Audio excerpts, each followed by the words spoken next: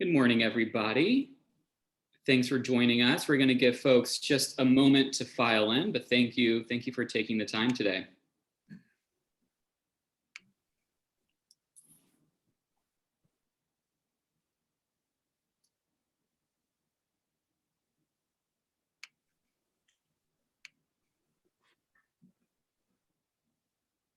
All right, I think we can go ahead and get started. Hi, everybody. Thank you again for joining today's press briefing ahead of today's expected vote in the Senate on legislation to create a January 6th commission. My name is Corey Combs. I'm with the nonprofit organization Issue One. We're the leading cross-partisan political reform group here in Washington, D.C. As you know, the House passed bipartisan legislation last week that would create an independent commission to investigate the events leading up to and on January 6th. A commission would also make recommendations so that we can take steps to prevent this from ever happening again. The vote in the House drew significant support from both parties, including 35 Republicans. Now today, all eyes are on the Senate, as Majority Leader Chuck Schumer is planning to call a vote on this proposal before the Memorial Day recess. And with that, we're honored today to be joined by two very distinguished guests, Ambassador Tim Roemer, former congressman from Indiana and former ambassador from Indiana, who also served on and helped write the legislation creating the 9/11 Commission, and Secretary Chuck Hagel, who served as a senator from Nebraska from 1997 to 2009, and as Secretary of Defense under President Barack Obama from 2013 to 2015. Both are members of the National Council on Election Integrity, made up of former elected officials, former cabinet secretaries, retired military officials, and civic leaders working to defend the legitimacy of our elections and protect our democratic norms. After we hear from Ambassador Roemer and Secretary Hagel, we will open it up to questions from the press. So if you have any questions, please drop them in the chat at the bottom of your screen. And I will now hand it over to Ambassador Roemer, who will get us started. Thanks, Ambassador. Hey, thank you, Corey, and thank you to the National Council on Election Integrity, where I'm a proud member with Secretary Hagel, and to Issue One and the Reformers Caucus, a group of over 200 former members of Congress who have come together across the aisle, Democrats and Republicans, conservatives and liberals, Tea Party and progressives, to work on cleaning up and reforming our government. It's always a pleasure and an honor for me to join with my fellow Midwestern friend from Nebraska, Chuck Hagel. Look forward to hearing his remarks and working with him. I'd like to start by saying that last week, the House of Representatives took a crucial vote passing bipartisan legislation to create an independent January 6th commission, styled much like the 9/11 Commission. It was based on a bill introduced by John Katko, a Republican from New York, and Benny Thompson, a Democrat from Mississippi. It's received overwhelming support. The bill that passed the House of Representatives 252 to 175. Now, as Chuck and I know, if that's a football game, that's a crushing win. And it also picked up 35 Republicans to send it with some momentum over to the Senate side, where we hear today, expect today, that there could be a vote. We join today to implore members from both the Democratic and the Republican parties in the Senate to come together and do the right thing for our country, putting country before party. This is a crucial moment for America, a critical moment for the Senate, and a very, very important moment for our law enforcement community. The January 6th attack on the US Capitol was a devastating assault on our government. During a peaceful constitutional process, passing on power, which we've done for over 240 years, from one government to another. It happened with brutal attacks, things that haven't taken place in our country since a foreign army attacked the Capitol in 1814. Now, I've heard some members of Congress in recent hearings say that this might have been like an average tourist day. Now, just recently, the Washington Post announced that an Alabama man was charged with bringing 5 loaded firearms and 11 Molotov cocktail type solution bombs with napalm-like qualities to the United States Capitol. That does not sound like an average tourist going to visit the Capitol and tell their congressmen and senators what they want them to do in government. We're moving forward. The House, as I've said, has created some bipartisan legislation where they are picking members, 5 Democrats and 5 Republicans, to be represented on this January 6th type independent commission. That's exactly the way that we did it on the 9/11 Commission. I was responsible for writing the legislation on the House side, and my friend Senator John McCain was responsible on the Senate side. This mirrors a lot of what we attempted to do and finally passed. The committee's scope is focused on January 6th, and subpoenas must be agreed on by both the chairman and the vice chairman. That, again, is the way we did it on the 9/11 Commission. It is also a way to establish a bipartisan culture by allowing the chairman and the vice chairman to pick staff. Mr. Kane and Mr. Hamilton both worked very closely together, sitting in the same room to go after staff selection to decide jointly who would be hired. I just want to say before I turn it over to Secretary Hagel that January 6th was one of the worst days for our law enforcement community since the terrible attacks of 9/11. If you are for our law enforcement community, you're for a January 6th commission. If you are for protecting the Constitution of the United States and our democracy, you're for a January 6th commission. And if you're for securing and protecting our capital in the future from domestic terrorism, you are for a January 6th commission. I'm hopeful that the votes will be there, much like they were on the House side to create this independent commission today in the Senate when we see a vote. We hear that it could be anywhere between 55 and 60 votes to move forward to debate this creation and resolution.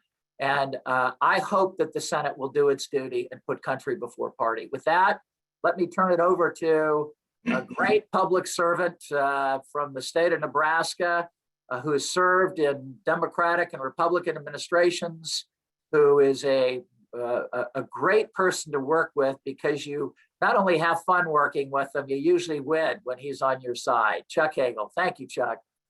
Ambassador Roemer, thank you. Corey, thank you. And I echo all of your thank yous, Tim, to the institutions who were involved in this today and all the members who add their time and their energy to projects like this, which I think are very, very important. Everything you said, Tim, I agree with, and I think sets the framework for the real issues here. I just want to add a couple of more things to what you've said, Tim, and I think you've covered it very well. On that day, January 6th, we all Americans watched, the world watched, and we watched, I think, in disbelief that this could happen in the capital of the United States of America. We believe, and I think it's true, that we are a model democracy. Not that we don't make mistakes, we make a lot of mistakes, but we have this great ability. It's in the Constitution. It's the fact that we are a law-abiding citizen community and democracy, that we can self-correct. When we don't get things right, we need to fix things, we self-correct. We have 27 amendments to the Constitution because we didn't get it all right at the beginning. And we're still working on things that we still haven't gotten right domestically. And in our foreign relations, in our engagements around the world. We make mistakes. But for all of that, I don't think there's a country on earth that represents so much good and so much freedom, and it has done so much good with its power than the United States of America. And I think most countries believe that. And so when most countries looked in and saw what was happening, as well as our own citizens, and saw what was happening, I think, again, it was a sense of shock, yes, anger, yes, but truly it was disbelief that this could happen in the capital of the United States is really the representatives, I think, of the guardian of our democracy. It's the sanctuary of our democracy, the U.S. Capitol, and that we could do something like we all saw happen January 6th. Now, who did it and why, and all the questions that are still out there. I mean, we've got so far well over 400 arrests that have been made. Now, those arrests that have been made represent men and women, people from all over the United States, from all walks of life. Active duty military, National Guard, active policemen. Every part of our society was touched by this in the active participation on January 6th. And I think if nothing else, we need to understand, we know what happened. We saw what happened, but why did it happen? How did it happen? What started all this? How deep is this in this country? And I think that's a pretty serious concern for the future of America, the future of our democracy. And I think both parties would want to know this. And I don't think it's a party issue. I don't think it's a partisan issue. This is a citizenship issue. This is our country. This is our democracy. And those who try to frame it as a Republican issue or a Democratic issue miss the point. And they do great service to this country when they frame it that way. So having a commission like very much the 9/11 Commission, which, as you heard, Ambassador Roemer was one of the architects of and served on that commission, I think is exactly the wise way to go. Equal number of members from both parties, do it the same way. If you need to tinker it a little bit, bring it up to date, the commission itself on some of the rules of the commission, do it. Absolutely. And the Senate may do that if they can get the 60 votes. I'm not concerned with that, but I think it's a symbol that we need, at least a symbol that we need to move forward on and get some better understanding, not assigning blame. Whose fault was it? Why did it? I mean, none of that. Let's get underneath this, because at least I think this is a pretty serious threat to our country. And you heard what Ambassador Roemer said, going through the inventory of first, that this has never happened in this country before. And it never has happened. So we've got some work to do on this. And I hope our men and women who represent us in the Congress of the United States, now today in the Senate, will have the same appreciation of what we're trying to do and accomplish here by pushing this forward and giving some assistance to those who think this commission is important. I think this commission is important as anything we've done in the last 20 years in this country. I really, really mean that. So I'll stop there. Glad to respond to any questions. I know Ambassador Roemer will as well. And turn it over to you, Corey. Excellent. Thank you, Secretary. Thank you, Ambassador. Yes, as Secretary said, please feel free to drop any questions into the chat. While we wait for questions to roll in, if I may, I will kick things off and I will just say, the 9/11 Commission was passed by the Senate by unanimous consent. What does it say? What message are we sending if there are not 60 senators today that step up and vote for this commission? Ambassador Roemer, do you want to respond to that? Well, Corey, I don't want to think about that. As a optimist and a realist, but also somebody who is positive about our legislature working, I was very positive about what would happen in the House, especially when Mr. Katko and Mr. Thompson started working across the aisle together on this bipartisan legislation. I salute Senator Collins, Senator Murkowski, Senator Romney, and others that have worked on the Republican side to fine tune this legislation to try to create something that'll go through on the Senate side and then maybe be reconciled with the House bill. I worry a little bit, Corey, to your question, that if this doesn't happen, several things will or could take place. One is, I think the American people are increasingly frustrated with Congress. They want to see less fighting. They want to see less tweeting. They want to see less hostility on social media. They want to see Congress work for them, not for the wealthy, not for the corporations, not for the well-connected, for the average American taxpayer in Indiana and Nebraska. They desperately want the system, this representative government to work for them. And so they don't understand getting to 60 votes to pass something when something has 53, 55, 57 votes and 252 votes in the United States House of Representatives. That seems like overwhelming support from the American people. Secondly, Congress has options. The Speaker of the House has hinted at the possibility of creating a select committee to investigate this. I hope that while that's a possibility and maybe an option if the Senate doesn't do anything, what the Senate and the House are doing now in a bipartisan way is the way the founders meant for the system to work. An independent, thorough, outside investigation of experts on national security, law enforcement, racial equity, intelligence, disinformation, all coming together. They're not part of an election cycle trying to run every 2 or 6 years. They are immersed in what happened on January 6th and trying to get to the bottom of it.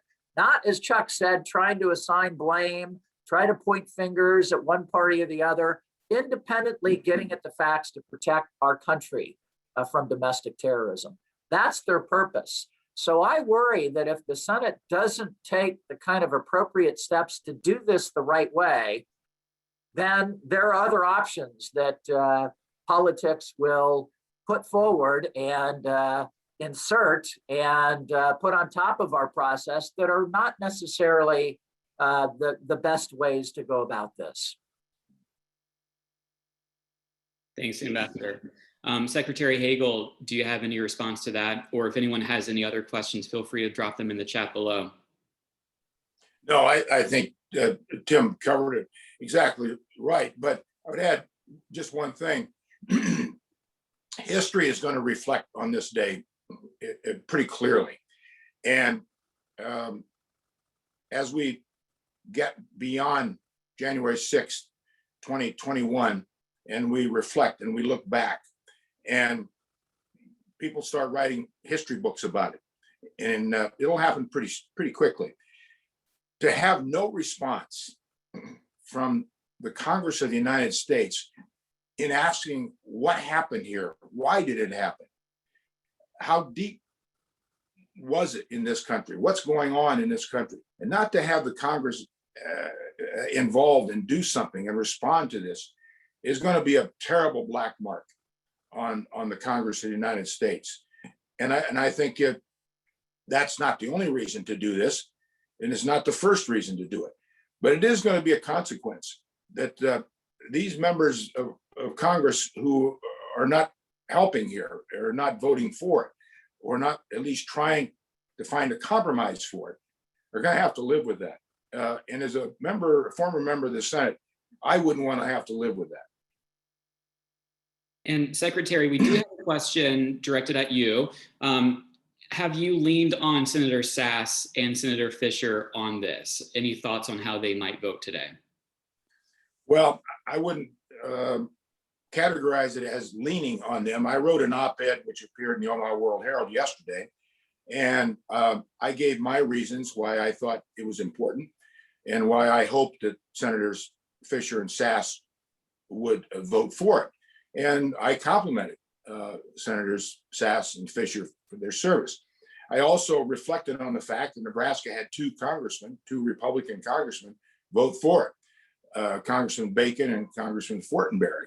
And I said that in the op-ed, but I made it very clear that I think Nebraskans and the country were looking at senators like Senators Fisher and Sass to do the right thing here.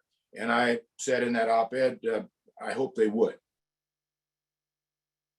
We have another question, and I think it's a good question. It's clear there's a lot of concern around the timing of this commission and the midterm elections. What would you say to Republican senators who might be worried about this today as they go into the chamber to vote? Ambassador Roemer, would you like to take that one, or Secretary Hagel? Chuck, you want to go first, and I'll follow you. Okay. Well, what I would say is this is not a partisan issue. This is not Republican or Democrat. As I noted in my opening remarks, this is an American issue. This is about our country. This is about our democracy. This is about our laws, elections, laws that govern us. And on that particular day, let's not forget what that day was, as Tim has noted. That was the day when we have the formal process in the Congress of the United States of counting the electoral votes. In this particular case, meaning that a new government was coming in, an old government was passing to a new government, and it was being confirmed in the citadel of democracy, the United States Congress. And that was the day, that was what was going on. The vice president and members of Congress could have been killed that day. And that's not a far-fetched claim. There was intent clearly, from what we already know with some of the intelligence, to do great harm to the vice president of the United States and to any members of Congress they could find. Fortunately, because of some brave men and women, and smart and quick thinking brave men and women, that didn't happen. But let's not forget really what happened here. So it's not Democratic, it's not Republican. So I would say to each senator, this is your responsibility as a representative of our country. You take an oath of office. We all take an oath of office. That oath of office is pretty clear. It's not to a president. It's not to a political party. It's not to a political philosophy, but it's to the Constitution, to the people of this country. You're always going to be fine in representative government if you stay close to your oath of office and don't get confused. That's your North Star. And that's what I would tell any member of the Senate today who's going to vote. That's your North Star. It's not a Republican Democratic vote. It's an American vote. I have to agree with everything Senator Hagel said. This is not about left or right. It's about right and wrong. It was wrong for people to violently attack and assault our police officers, our legislators and custodians and staff, to disrupt a peaceful transfer of power. Plain wrong. It's not about Democrats and Republicans. It's about the Constitution and our capital and the sanctity of that capital. So this is an easy, vote to explain to people back home. The second thing I'd say about timing to the question itself is we worked on this legislation from the attack on September 1st, 2001, and finally got it through and signed by the president on November 27th, 2002. It took a while to do this. And there were changes made in the legislation. As Chuck knows, I had to get Republicans on the House side to vote for this. So I had to change the initial legislation and thread the needle to meet some of their concerns about funding and taxpayer money and timing and staffing and everything else. And then the Senate side did its due diligence. And then the House reconciled that with the Senate. And then the president, George W. Bush, weighed in on some things at the end before he signed it. I think he insisted on on trying to make sure that he could appoint the chair.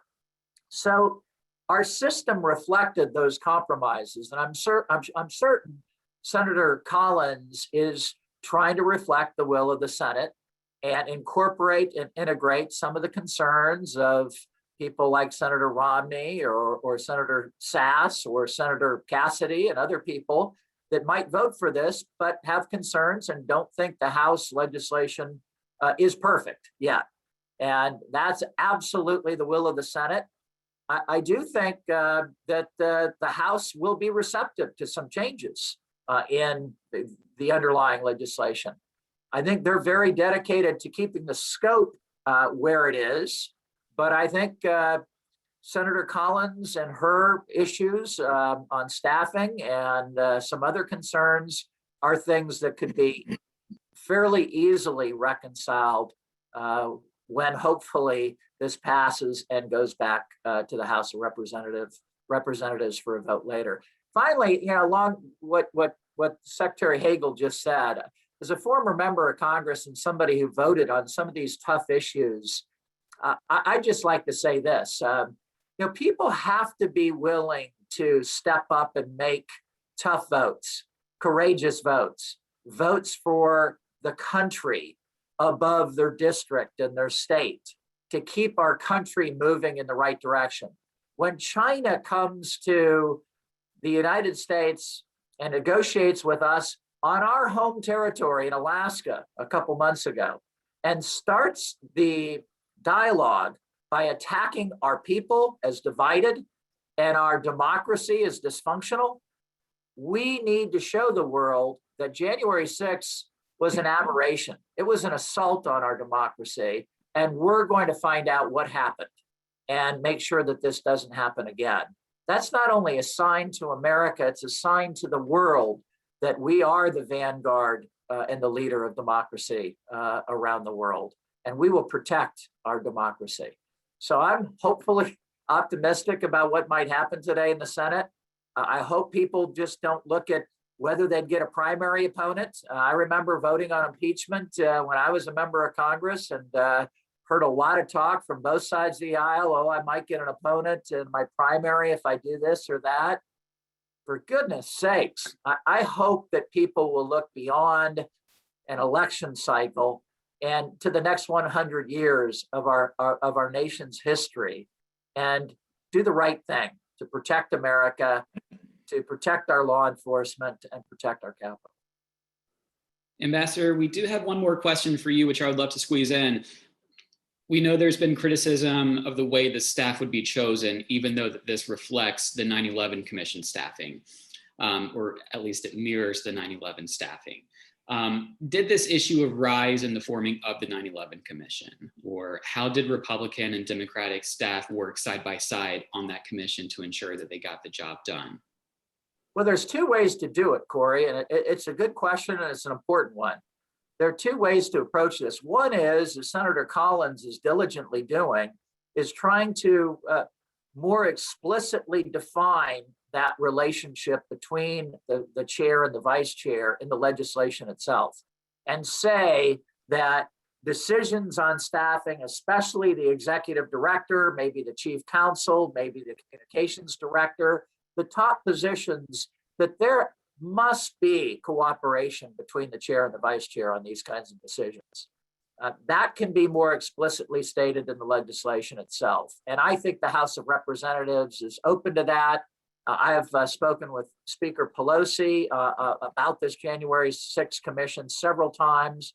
I'm not about to speak for her at a press conference today, but from what she's indicated in her press conferences, I think on the staffing issue, she does want cooperation between the two parties.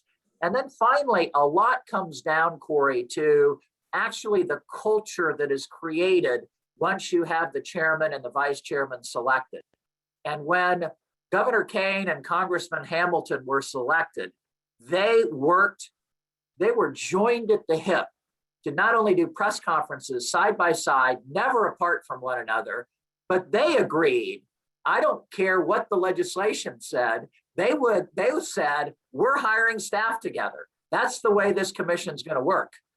And that's exactly, I think, what a January 6th commission should do. So I think those senators that are concerned about this particular issue on staffing, which is a key one, this can be resolved in a host of different ways. This should not be a hurdle to creating a January 6th commission for our country, not something like this.